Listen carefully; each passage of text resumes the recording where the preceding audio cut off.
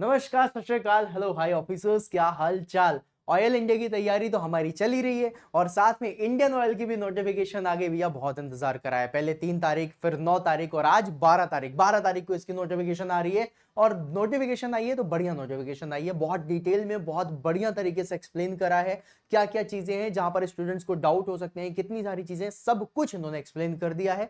दोस्तों, सबसे पहली चीज मैं आप लोगों को यहां पर बताना चाहूंगा, इनकी बहुत अच्छी अच्छी चीजें भी इन्होंने बताई हैं और कुछ चीजें हैं जो मुझे थोड़ा सा पसंद नहीं आई, मे भी शायद हो सकता है आपको भी पसंद ना आए।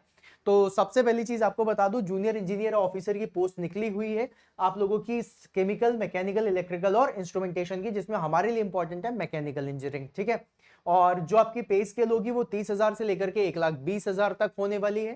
प्लस उसके बाद जो भी स्टूडेंट एलिजिबल हैं उसके बारे में बताना चाहूंगा। तो भैया एलिजिबिलिटी पे मैकेनिकल इंजीनियरिंग की सिर्फ और सिर्फ मैकेनिकल इंजीनियरिंग का डिप्लोमा होल्डर्स ही एलिजिबल है। मतलब कहने का क्या है, कोई बीटेक स्टूडेंट, कोई बी स्टूडेंट या फिर कोई ऐसा स्टूडेंट है जिसने डिप्लोमा प्रोडक्शन से करा है, ऑटोमेशन से करा है, ऑटोमोबाइल से करा है, वो एलिजिबल नहीं है। Diploma only in mechanical engineering.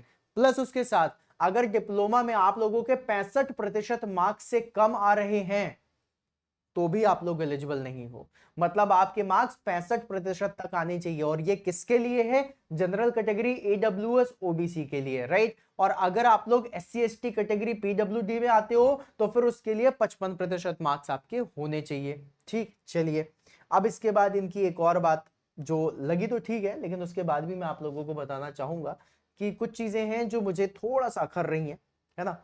क्यों अखर रही हैं वो बता दूं।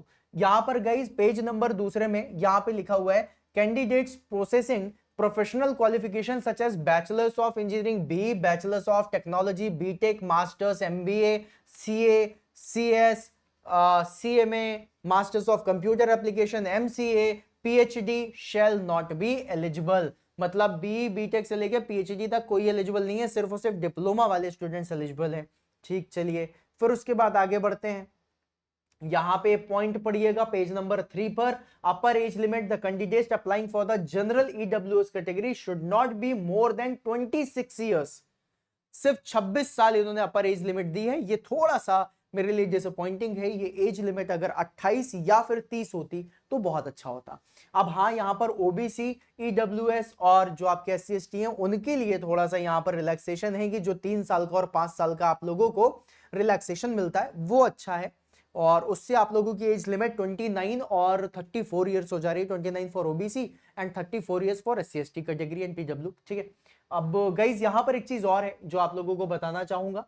पॉइंट ये वाला है कि इस नोटिफिकेशन में एक बात और लिखी है कि अगर कोई ऐसा स्टूडेंट है जिसने 12th करने के बाद डिप्लोमा करा है, राइट, वो भी एलिजिबल है। कोई ऐसा स्टूडेंट है जिसने आईटीआई करने के बाद डिप्लोमा करा है, वो भी एलिजिबल है। उनके लिए तो दो ही मतलब साल हो जाते हैं, 4 सेमेस्टर, तो 4 सेमेस्टर की मार्कशीट से देख लिया जाएगा। मतलब आपका फाइनल जो डिग्री है वो डिप्लोमा की होनी चाहिए। ठीक है। प्लस उसके बाद इन्होंने कुछ चीजें बताई हैं, जो डेट्स बताई हैं कि भैया जो ऑनलाइन स्टार्ट होगा वो कब से होगा। आज से हो गया आपका फॉर्म भरना शुरू, 12/9/2025, मतलब 12 सितंबर से। कब तक भरा जाएगा फॉर्म? ये भरा जाएगा 28 सितंबर शाम को 5 बजे तक। तो भैया 12 से लेकर के 28 तक के बीच में आपको फॉर्म भरना है। इसका जो एडमिट कार्ड है वो कब आएगा? 16 अक्टूबर को। और एग्जामिनेशन कब होगा? ये होगा 31 अक्टूबर को। मतलब 31 अक्टूबर तक आप लोगों का एग्जामिनेशन हो जाएगा। हम लोगों ने भी जितने भी टारगेट्स बनाए थे अपने सिलेबस कंप्लीशन के, वो भी हमने 27 अक्टूबर के हिसाब से बनाए थे, क्योंकि 27 अक्टूबर को एसएससी का एग्जाम होने वाला था, जो कि हो सकता है अब थोड़ा सा लेट हो। ठीक है, चलिए फिर उसके बाद गाइस थोड़ा सा आगे बढ़ते हैं। ठीक है। चीजें यहां पर हैं। अब हम चलेंगे सीधा पेज नंबर 5 पे। यहाँ पे इन्होंने बहुत सारी कहानी बताई है कि ये ऐसा होना चाहिए, वैसा होना चाहिए, इसको आप लोग चेक करते रहना, कोई भी चीजें अपडेट्स के लिए चेक करते हुए चले जाना, राइट। अब आते हैं हम पेज नंबर 5 पे। पेज नंबर 5 पे गाइस जो बहुत सुंदर सी चीज उन्होंने बताई है वो बताई है ये। वाह भाई वाह। आ गया आपका सिलेक्शन प्रोसेस और शॉर्टलिस्टिंग प्रोसेस। सिलेक्शन प्रोसेस पे इन्होंने जो चीज बताई है गाइस, उन्होंने बोला है कि भैया हम सिलेक्शन प्रोसेस में सिर्फ एक एग्जाम कराएंगे। ठीक है। एक आपका कंप्यूटर बेस्ड टेस्ट होगा, फिर आपसे आप जब सेलेक्ट हो जाओगे तो ग्रुप डिस्कशन के लिए बुलाएंगे और ग्रुप डिस्कशन में जो सेलेक्ट हो जाएगा उसका पर्सनल इंटरव्यू होगा। अब एक कंप्यूटर बेस्ड टेस्ट जो होने वाला है उसमें क्या आएगा, तो जैसे कि फॉर एग्जांपल आप मैकेनिकल इंजीनियर से हैं तो 50 क्वेश्चन आपसे मैकेनिकल इंजीनियरिंग के पूछे जाएंगे। फिर उसके बाद 20 क्वेश्चन आपसे क्वांटिटेटिव एप्टीट्यूड के पूछे जाएंगे, आपसे 15 क्वेश्चन लॉजिकल रीजनिंग के होंगे और 15 क्वेश्चन वर्बल एबिलिटी के होंगे, राइट, मतलब इंग्लिश के होंगे। तो इंग्लिश, रीजनिंग, एप्टीट्यूड ये आना है आपका 50 नंबर का और 50 नंबर का ये आना है, राइट, मतलब 100 नंबर का पेपर होगा। क्या कोई माइनस मार्किंग है? जी सर, 0.25 मार्क्स आपके काट लिए जाएंगे अगर आप गलत आंसर देते हो, ठीक है। कितनी देर का पेपर होगा? ये पेपर होगा 150 मिनट का, मतलब कहने का क्या हुआ, 2.5 घंटे का पेपर है भाई साहब, 2.5 घंटे का। 150 मिनट के पेपर में आपको सिर्फ 100 क्वेश्चन सॉल्व करने हैं भाई साहब, नेक्स्ट लेवल पे मजा आएगा। इत्मीनान से काम डाउन होकर के अच्छे से पेपर को सॉल्व करना। आप बोलोगे सर जी क्यों ऐसा बोल रहे हो भाई काम डाउन होकर के? क्योंकि एसएससी के पेपर में तो आपको काम डाउन होने का समय ही नहीं मिलता ना। 2 घंटे 120 मिनट में 200 क्वेश्चन करने हैं, यहां पे 150 मिनट में सिर्फ और सिर्फ 100 क्वेश्चन करने हैं। और साथ में एक चीज और बता दूं, अगर कोई ऐसा स्टूडेंट है जो पीडब्ल्यूबीडी में आ रहा है तो 20 मिनट एक्स्ट्रा मिलेंगे, कंपनसेटरी टाइम भी मिलता है, तो उसके लिए तो 170 मिनट हो गए, राइट। तो ये आपको थोड़ा सा अच्छा बेहतर मिल गया। फिर उसके बाद थोड़ा सा और आगे बढ़ते हैं, इन्होंने फिर अभी पेज नंबर 8 में आएंगे, है ना। यहां पे सबसे पहले देखते हैं कौन कौन सी सिटी में आप लोगों का जो पॉइंट है, मतलब जितने भी हैं आप लोगों के, कौन कौन सी सिटी में हो सकता है। तो ये सिटीज के नाम दिए हुए हैं, राइट, आगरा, भटिंडा, भिलाई, ये सारी चीजें, अहमदाबाद, यहां पर भी सिटी के नाम लिखे हुए हैं प्रॉपर इस तरीके से सिलीगुड़ी होते हुए। फिर उसके बाद आपके टोटल 44 हैं, राइट। तो 44 सिटीज में आप लोगों का पेपर होने वाला है, जिनमें से 3 नियरेस्ट जो आपके पास की होगी वो सिटी चूज कर लीजिएगा, ठीक है, ओके। फिर शॉर्ट लिस्टिंग प्रोसेस में इन्होंने क्या बोला कि भाई 100 नंबर का जो पेपर है, 1.5 घंटे नहीं, 2.5 घंटे का जो पेपर होने वाला है, उसमें से जो स्टूडेंट सेलेक्ट होंगे उनको बुलाया जाएगा जीडी के लिए, देन उसके बाद पर्सनल इंटरव्यू होगा, ठीक है। फिर उसके बाद आ जाते हैं अपन पेज नंबर 8 पे। डॉक्यूमेंट वेरिफिकेशन बाद में होगा, ये सारी चीजें इन्होंने लिखी हुई है, डॉक्यूमेंट वेरिफिकेशन हर एग्जाम में होता है, हाँ जी। पेज नंबर 8, पेज नंबर 8 में इन्होंने बताया कि भैया जो सिलेक्शन प्रोसेस होने वाली है ना, उसमें आपका जो एग्जाम है कंप्यूटर बेस्ड टेस्ट, उसका वेटेज 85% है।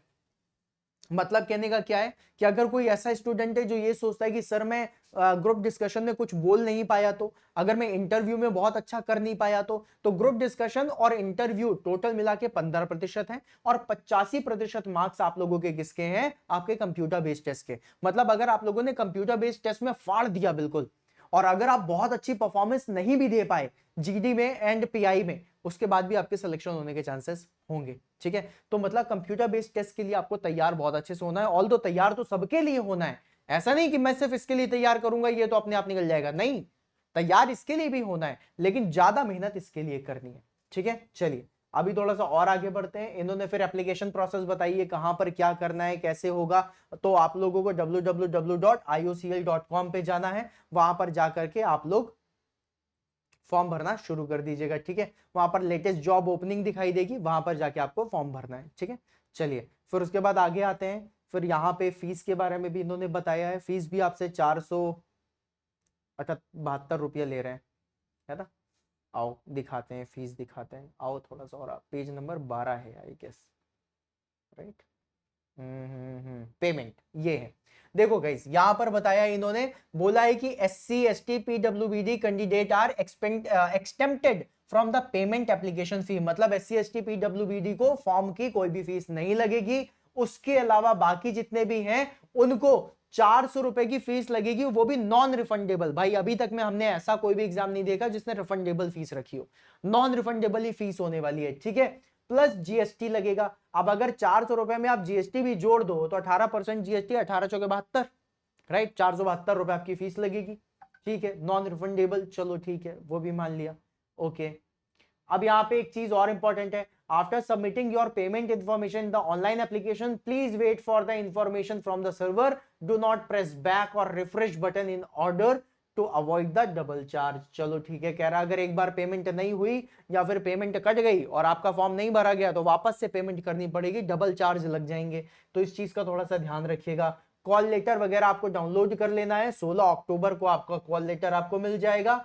फिर उसके बाद गाइस और थोड़ा सा नीचे आते हैं, यहाँ पर एक बहुत अच्छी चीज है जिसको हम कहते हैं पैसा, है ना। इतना एग्जाम करा रहे हैं, इतना सिलेक्शन लेने के बाद पैसा कितना मिलेगा, पर्क्स कितने मिलेंगे, फायदा कितना अच्छा होने वाला है, उसके बारे में जानते हैं ना। पेज नंबर 18 में है आई गेस, राइट। मैंने सारे क्लॉजेस पढ़ लिए, ये जितनी भी सारी चीजें, ये सब इतनी इंपॉर्टेंट है नहीं, ठीक है।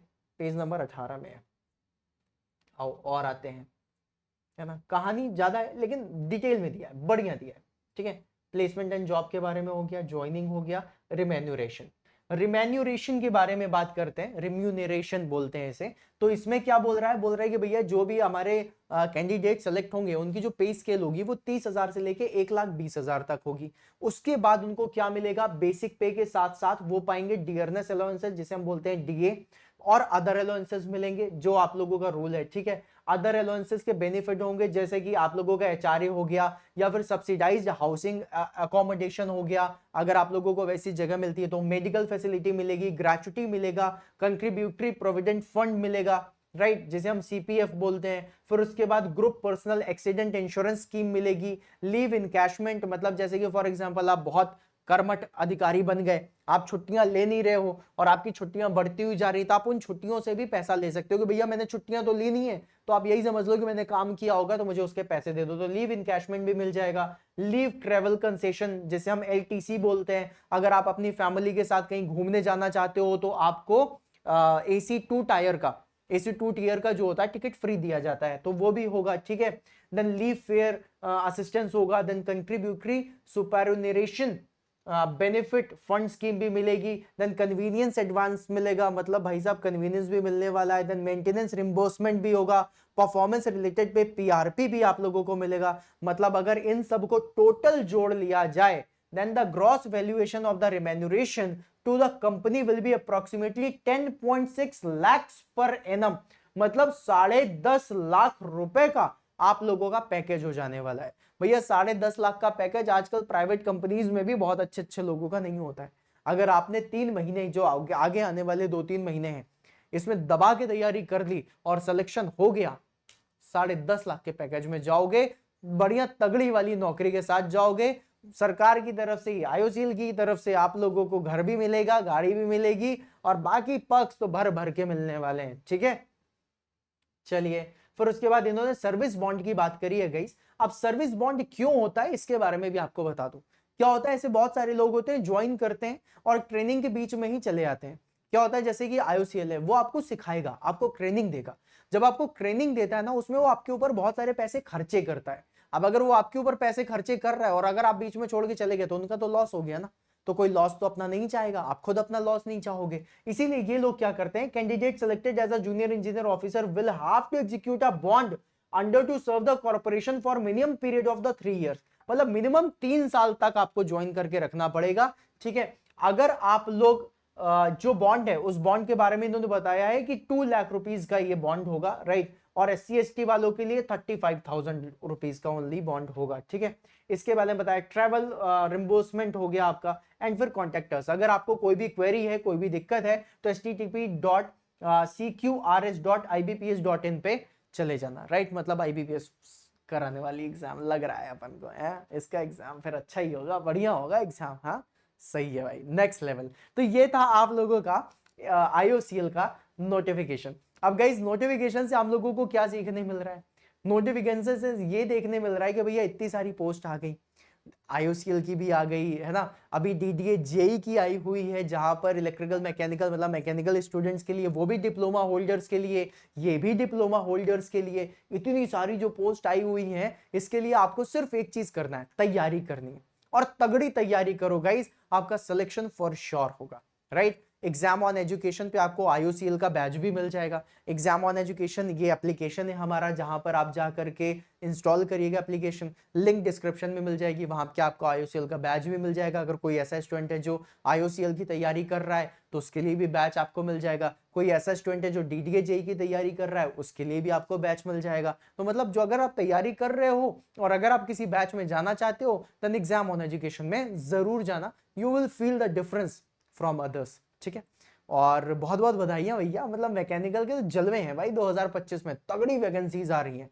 सो बस अब मेहनत इतनी तगड़ी करो कि जितनी वैकेंसीज है सबको इनकैश कर सको, ठीक है। चलो गाइस, मिलते हैं फिर अपन नेक्स्ट सेशन में, तब तक के लिए बाय बाय।